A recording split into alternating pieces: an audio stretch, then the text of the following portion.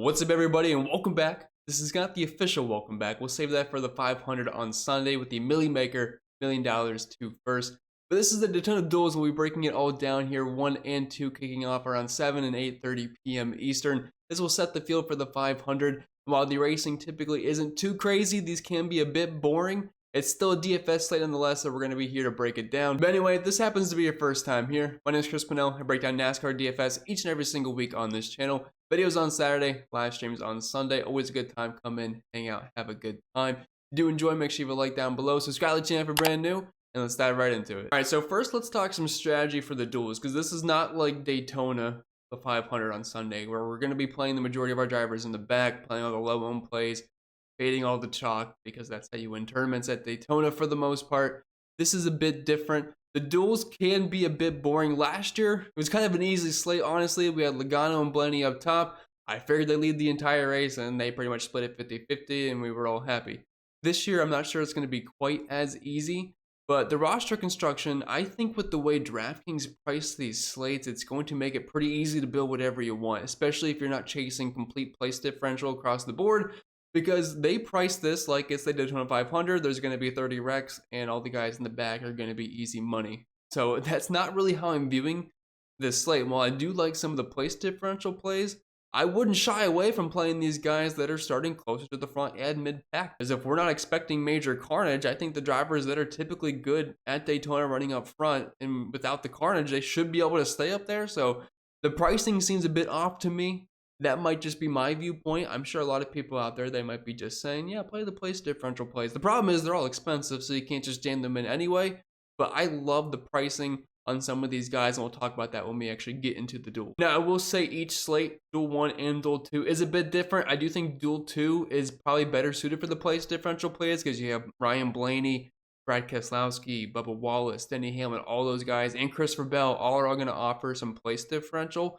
So it's a bit different. So that's why we're going to break this down from Duel 1. We're going to go over first, and then Duel 2 we'll go over afterwards. So I'm going to split it up, but I will talk you guys through. And really quick, I do have to mention, for those of you that always join the NASCAR package that I have over on my site, it's completely live right now. So I'll have all the projections up in the morning for DraftKings. For FanDuel, if they have a slate for it, currently they do not have any salaries up, but they tend to be a little bit slower with things. But obviously I'll have the ownership projections, the optimizer, my sim scores tab. I did upgrade the betting dashboard, I guess is what I'm going to call it, this year. An excellent debut for the betting model last year, up over 30 units and around 60% ROI.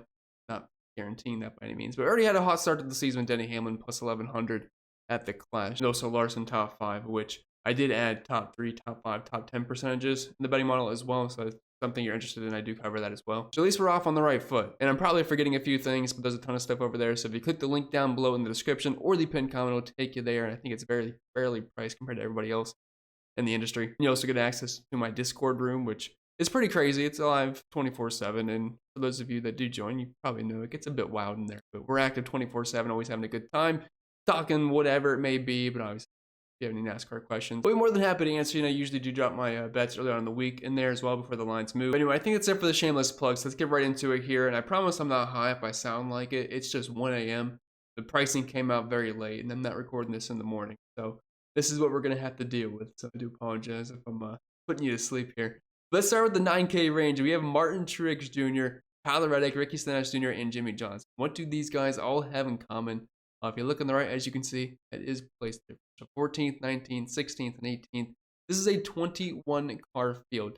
Now, I do want to mention another thing with the duels is that we have open drivers. There's only 40 slots available for Daytona. Obviously, you have all the charters, they're locked in.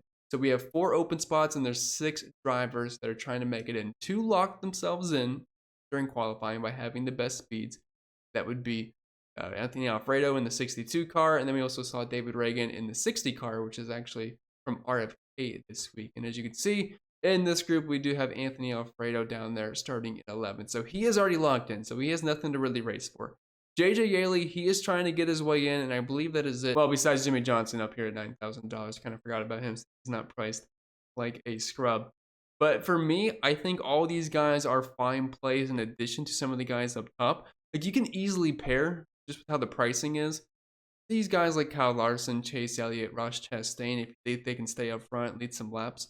You really can't project fast laps very much at a super speedway, so you're kind of just banking on laps led, which isn't a ton of points. Like if you lead 30 laps, I mean, you're getting just a handful of points there. For me, I know it's the most expensive, but Martin Truex Jr. as of right now is projecting the best out of this bunch. Tyler Reddick would be second, then Ricky Stenhouse, and then Jimmy Johnson would be last. I think the pricing on Jimmy is a bit ridiculous. I'm not saying you can't play him, but I mean, let's not act like he's going to be a complete bundle of speed like he used to be in the 48 car back in the day. This is the 84 car. It's Toyota for Legacy Motor Club.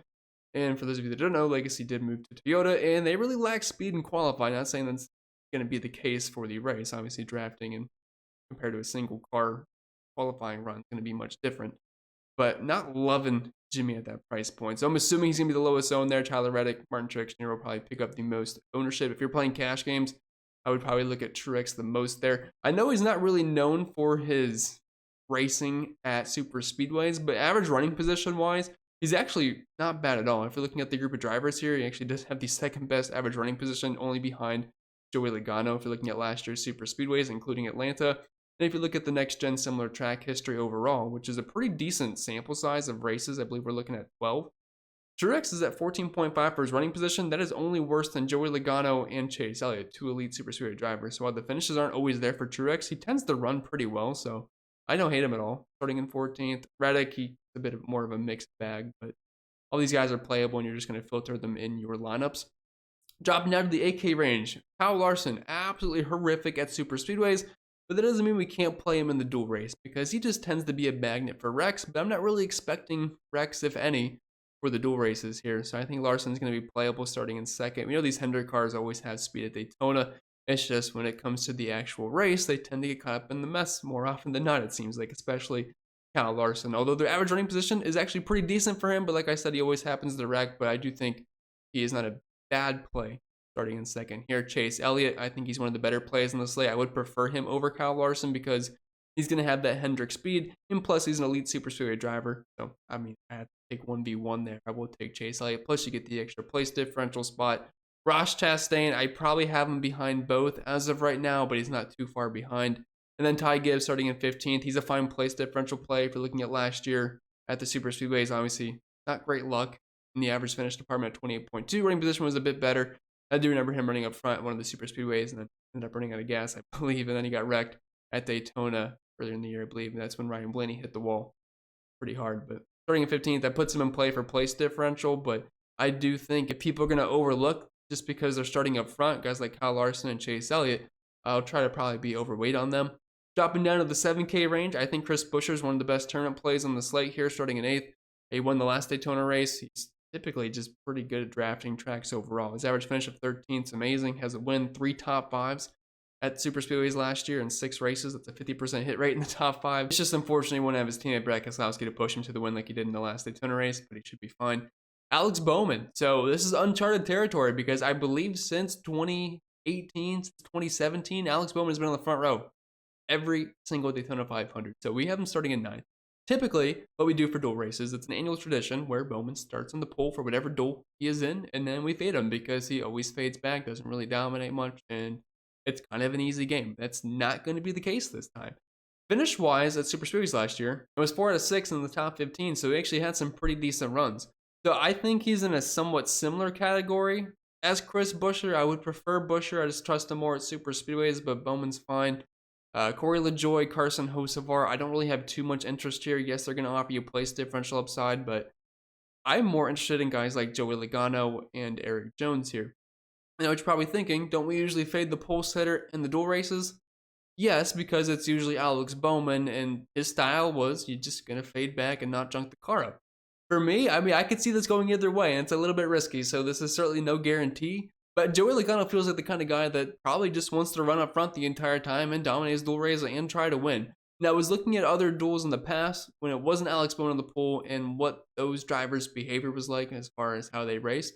And a lot of times they led a good chunk of laps and finished within the top 10 or at least tried for it. So I don't think Joey Logano is just going to sit in the back and ride P21 all day. I mean, if he does, well, obviously if you have him, you're going to get absolutely smoked. But at $7,000, just for an example scenario here, if Logano leads 25 laps, which I think is a decently fair assumption if he does try in this race, and he doesn't even have to win. If he finishes like 4th or 5th, you're still looking at around 40-ish points, which would be about 6x at his price tag. So I'm in on Joey Logano here at only $7,000. I mean, he's obviously got an amazing car. Should be able to control the race.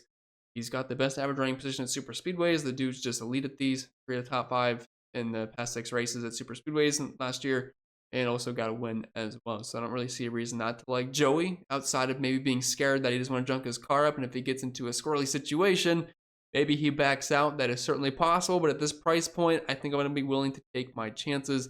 Eric Jones in the 6K range. He's also a very good super speedway driver.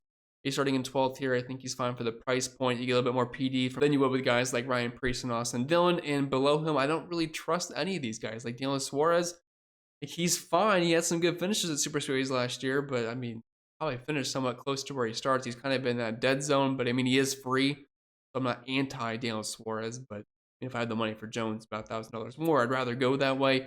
JJ Yeley's probably not going to be able to hold pace with the pack. I wouldn't be surprised if he loses the draft. He's in the 44 car, which didn't even name a driver until like, I don't know, like 20 hours before they actually had qualifying.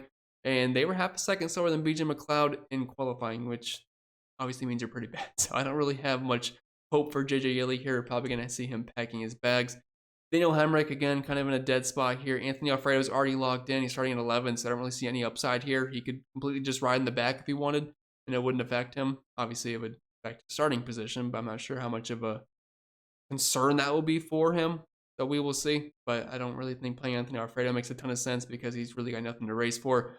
Then you have Gilly down here at $5,000 starting in 6. Just a bit too high for my blood. He isn't a Ford, and they did look really strong. Those blue ovals definitely put up a show in qualifying. So he'll probably be pretty low owned at that starting spot.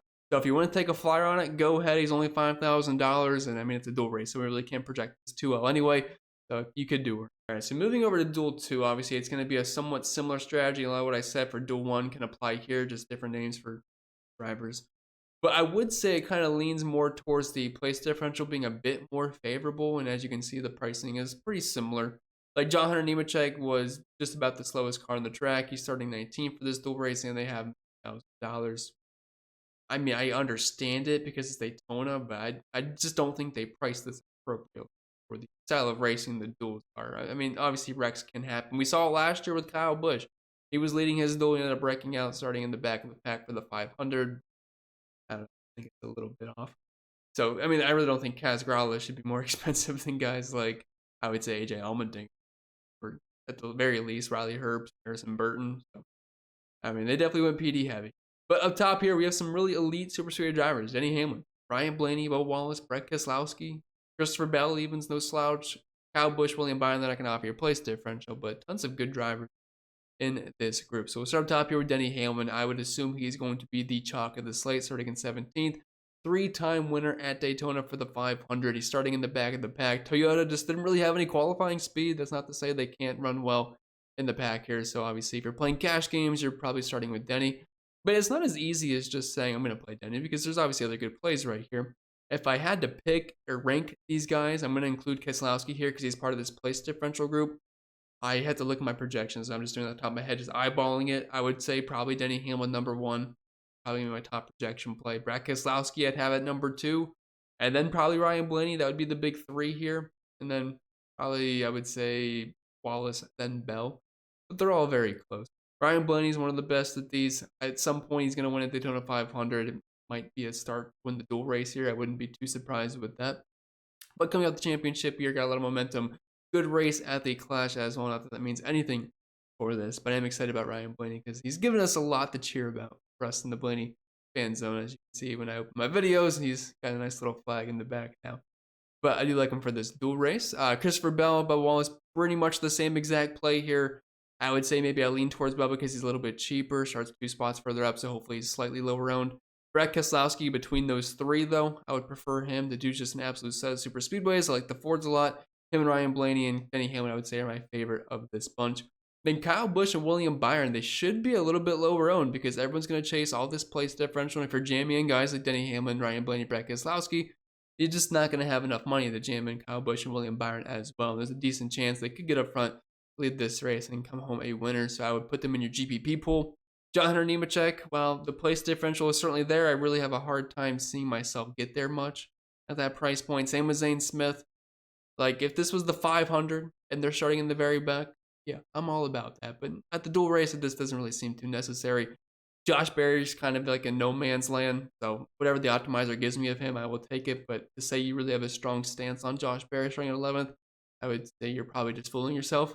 Chase Briscoe, $7,200. You can throw him in the GPP pool, kind of in the similar boat as Kyle Busch, William Byron, but certainly not on the level that I would have them on as far as being able to be a dominator. Michael McDowell is really interesting here because I think it's kind of a similar situation with Joey Logano where with Alex Bowman, he always tended to fade back. But I'm looking at these other guys, they were able to stay up front, lead some laps, and also race a little bit at the end, try to get a decent finish. And if Michael McDowell does that at $7,000, let's say he leads, I think I gave him like 14, 15 laps, and he finishes within the top 7. You're still talking 30 plus points there. So I don't hate it at $7,000. I think you could do worse. Austin Cindric, he's like in the same exact boat there. Actually had a qualifying bet on him to win at 30-1. We were so close. Got him in 3rd place overall. But I think him and Cindric are certainly playable. Playing them together, maybe not the best move since you do have an abundance of place differential. The thing is, though, if you load up on like a Ryan, I don't want to use Ryan Blaney in that example, like a Denny Hamlin starting in 17th, or Christopher Bubba Wallace, you play the front row here that's dirt cheap and they finish in the top 5. It's not the absolute worst strategy. It's a little bit ballsy, but it can work. Kaz Grala, don't have a ton of interest there, but if you need a cheap play, he should be able to move up. He's in the 36 car. Obviously had an issue in qualifying. We didn't even get to see how fast the car was, but front row is on the pole for this dual race. So once they get that fixed up, I realize it's not like a full-time car here, but I don't think it's going to be absolute junk. So I'm not like hating Kaz here too much. Justin Haley, typically to the super speedways. He's in the 51 car now, though, so a bit of a downgrade from colleague. David Reagan, I like him a lot for Daytona on Sunday, but since he's already locked in, I'm not sure how hard he's going to race this thing, so don't have a ton of interest there. Noah Gragson, he's in the 10 car, which we have seen have a ton of success before at super speedways.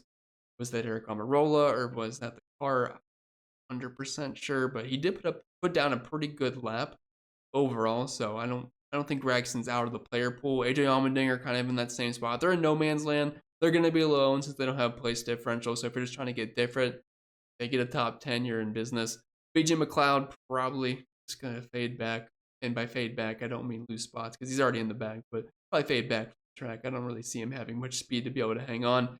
Then Riley Herbst and Harrison Burton make for interesting tournament plays down there for where they're starting. Harrison Burton's kind of like a Walmart Penske car, so if he can hook up with Ryan Blaney at some point, it seems like Brad Keselowski's still an old Penske car because I always see them teaming up as well. So if he can hook onto them, you also have Austin Cindric, Michael McDowell, some pretty powerful Fords in this group. I don't think that it's out of the question that Harrison Burton can hang within the top 6, top 8 if he can group up with them. And the same can be said for Riley Herbst. The problem is he's in the 15 car with Rick Racing. So it's definitely a bit of a downgrade even from the Wood brothers. With that being said, that's all I got for today's video. I hope you enjoyed it. If you did, make sure you like down below. Subscribe to the channel if you're brand new. If you have any questions, since I'm not going to be doing a live stream for the dual races, just leave them down below and we'll get back to you as long as I see it, which is good. But I'll be posting my Daytona 500 video probably on Friday evening, Friday night. So make sure you go check that out. If you do want access to the NASCAR package and all the models that I post every single week, betting, DFS, props, Discord, my article, going over cash games, tournaments, all that fun stuff, optimizer, ownership projections. Check it out, link down below in the description. And like I said, very fairly priced compared to everybody else. So give it a try if you like it. But give it a try. I do think you'll like all the info that you get, and hopefully you'll stick around for the entire season. But I'll see you all next time, and I wish you all the best of luck.